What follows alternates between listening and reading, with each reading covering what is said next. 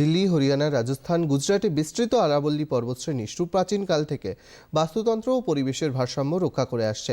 সম্প্রতি সুপ্রিম কোর্টে পরিবেশ মন্ত্রকের কমিটির একটি সুপারিশ গ্রহণ করেছে, যাতে বলা হয়েছে 100 মিটারের চেয়ে নিচু পাহাড় আর আরাবল্লীর অংশ হিসেবে ধরা হবে না। এর ফলে সেই সব জায়গায় অবাধে বেআইনি খনন চলবে বলে আশঙ্কা পরিবেশবিদদের।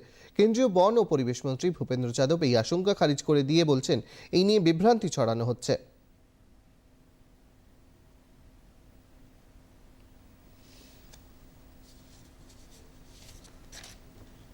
कुछ लोग झूठ और भ्रम फैलाना चाहते हैं।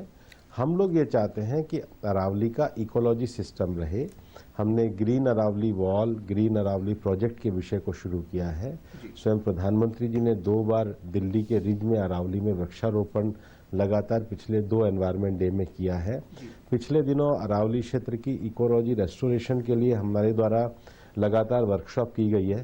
बल्कि इस निर्णय में भी उन्होंने जो ग्रीन अरावली प्रोजेक्ट है, ग्रीन अरावली प्रोजेक्ट में उसी को ग्रीनिंग करने का जोर दिया जाएगा जो अरावली का डिग्रेडेड फॉरेस्ट हो गया है और अवैध माइनिंग की गतिविधियों के कारण प्रभावित हुआ।